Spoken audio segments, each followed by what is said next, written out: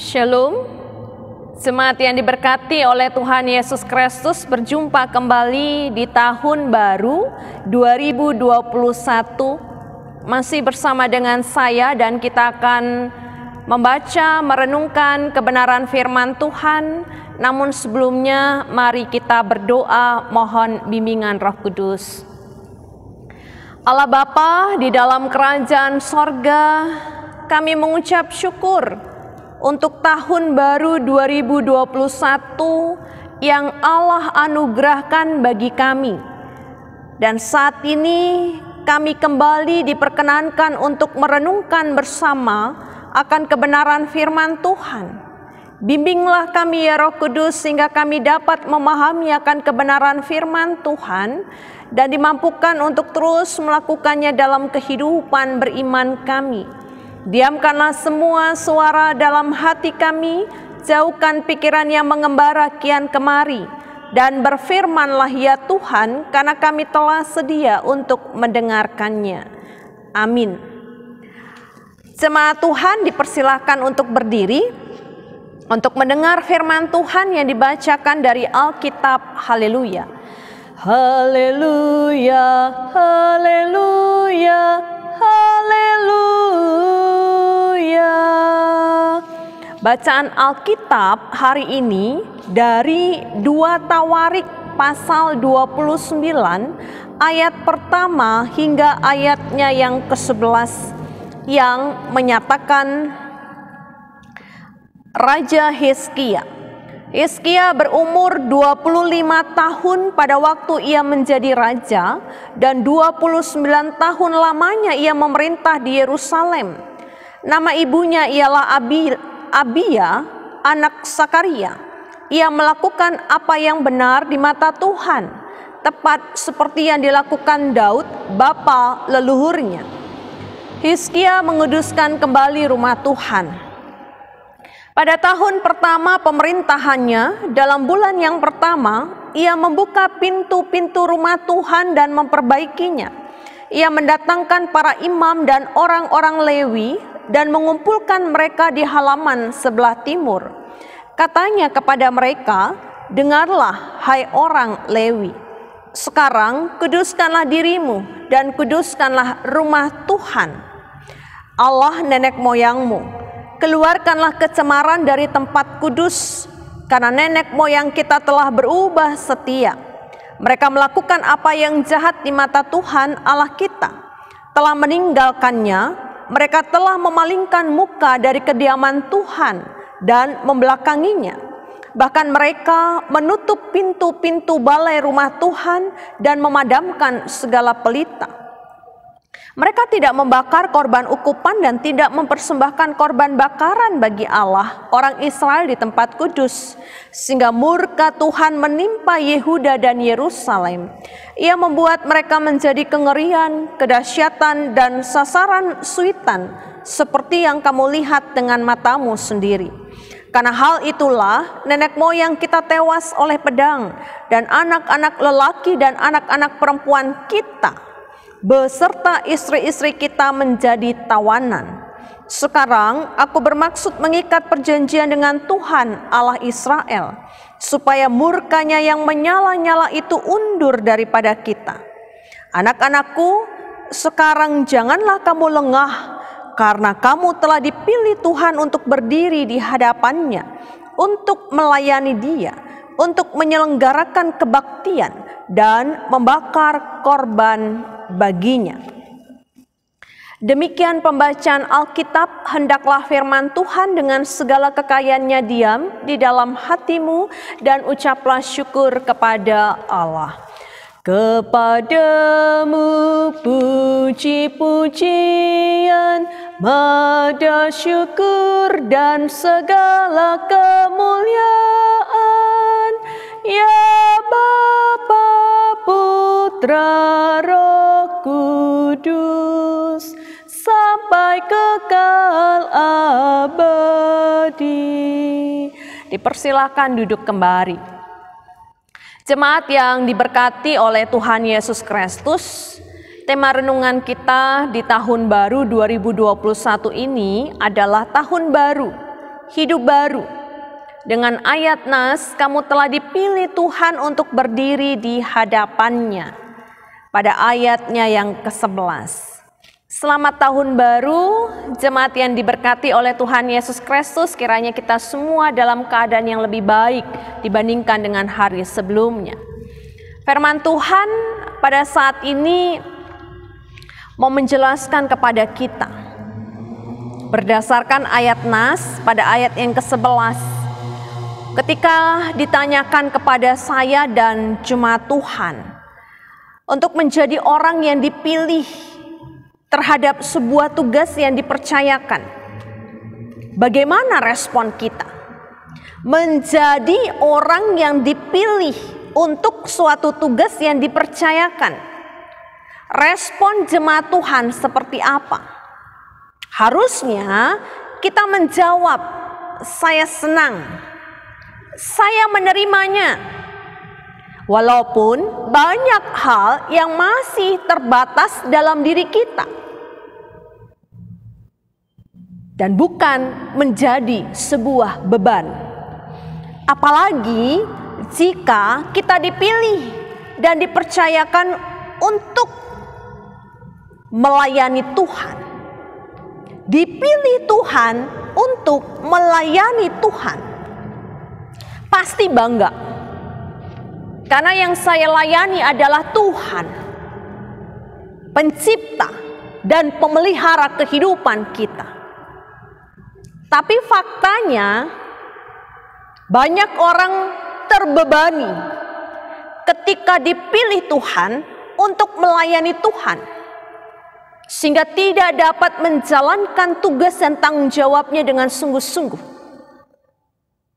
Segala sesuatunya hanya formalitas semata.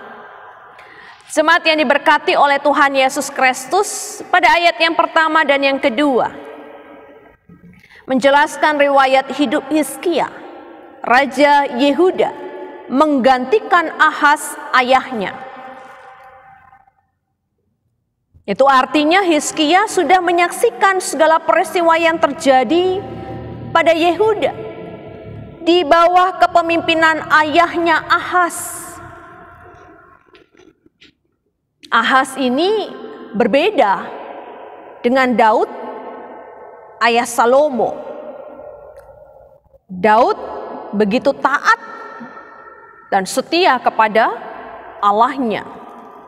Ahaz, ayah Hizkia, semasa Ahaz menjadi raja Yehuda, ia tidak melakukan apa yang benar di mata Tuhan Allahnya, sebagaimana Daud bapa leluhurnya. Tetapi Ahaz hidup menurut kelakuan raja-raja Israel. Bisa kita dapati dalam 2 Tawarik pasalnya yang ke-16.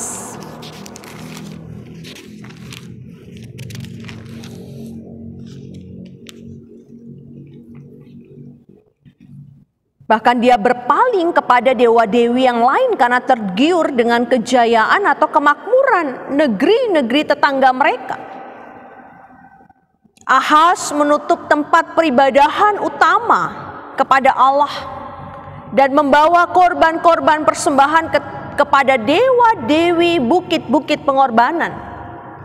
Allah Israel dan Yehuda ditinggalkannya demi hal yang semu. Semuanya tentunya berdampak pada hubungan dirinya dengan Allah yang menjadi rusak. Namun demikian, Hizkia belajar untuk tidak mengulangi kesalahan ayahnya. Langkah pertama yang diambilnya adalah membuka pintu-pintu rumah Tuhan dan memperbaikinya pada ayat yang ketiga. Dan membuka kembali peribadahan kepada Allah.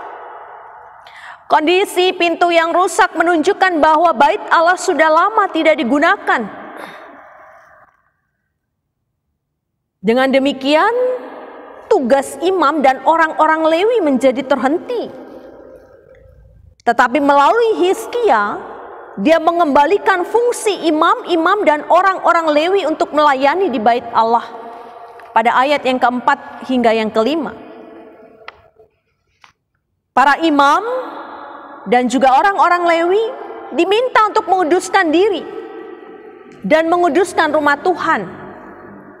Kepada mereka dipercayakan perbaikan bait Allah dan pemulihan fungsinya kembali. Pada ayat yang ke-6 hingga ayat yang ke-9. Dan gambaran kehidupan nenek moyang yang berubah setia di hadapan Tuhan kita bisa saksikan.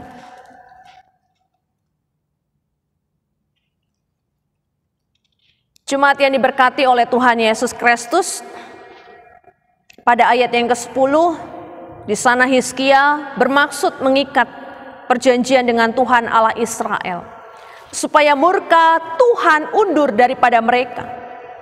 Dalam hal ini kita melihat bagaimana ketaatan Hizkia pada hukum Musa. Hizkia tidak bertindak ceroboh dengan menabrak apa yang sudah diatur oleh Tuhan di dalam hukum Musa, sekalipun dia seorang raja. Bahkan dia berusaha untuk menguatkan iman, menguatkan para imam dan orang-orang Lewi untuk tidak menjadi lengah, karena mereka telah dipilih Tuhan untuk berdiri di hadapan Tuhan, melayani Tuhan, untuk menyelenggarakan kebaktian dan membakar korban bagi Tuhan. Dalam ayat yang ke-11, jemaat yang diberkati oleh Tuhan Yesus Kristus, tahun 2021 dipercayakan Allah kepada saya dan jemaat Tuhan sebagai orang-orang yang dipilih Tuhan untuk berdiri di hadapan Tuhan dan melayani Dia. Tahun 2020 yang baru saja kita lalui kiranya menjadi guru yang baik, supaya kita tidak mengulangi kesalahan yang sama. Jangan berubah setia dan melakukan hal yang jahat di mata Tuhan. Belajar dari Hizkia, sekalipun dia menjadi saksi atas perbuatan jahat ayahnya dan bangsanya yang mengalami kengerian dan kedahsyatan, dan bahkan dipermalukan oleh bangsa-bangsa lain, namun Hizkia tetap melakukan yang benar di mata Tuhan. Hizkia justru melakukan pembaharuan bagi bangsanya dan peribadahan di bait Allah. Oleh karenanya, jemaat yang diberkati oleh Tuhan Yesus Kristus, tahun baru 2021 bukan hanya Allah anugerahkan kepada kita, tetapi Allah menuntut kepada kita, saya dan jemaat Tuhan, sekalipun ada di tengah-tengah pelbagai situasi dan kondisi, bahkan pandemi COVID-19 yang belum berakhir, tapi dalam pengharapan bahwa Allah akan menolong kita pada waktunya, maka Allah juga meminta kepada kita untuk hidup baru. Bagaimana supaya kita bisa hidup baru? Diperlukan pembaharuan. Dan itu yang dilakukan Hizkia bagi bangsanya dan bagi bait Allah. Oleh karenanya, biarlah di dalam kuat kuasa Roh Kudus dapat memampukan kita untuk bisa hidup benar di hadapan Tuhan, menjaga kekudusan, membaharui semua hidup kita. Dan kita bisa melakukan apa yang menjadi kehendak Tuhan. Tetap setia, tetap taat. Untuk menjadi orang-orang yang dipilih Tuhan, berdiri di hadapan Tuhan, layanilah Dia dengan penuh sukacita. Ini firman Tuhan bagi kita dan kiranya Tuhan menolong dan memberkati kita. Amin. Mari kita berdoa. Bapa Sorgawi, kami bersyukur di tahun baru ini firman Tuhan kembali diperdengarkan kepada kami. Tahun baru, hidup baru, kiranya Tuhan menolong kami supaya kami boleh melakukan itu dalam kehidupan kami. Bahkan sebagai orang-orang yang dipilih oleh Allah untuk berdiri di hadapan Allah dan melayani Allah. Bapa, oleh karenanya diberkatilah jemaat Tuhan yang sampai saat ini masih bertekun untuk mengikuti ibadah virtual.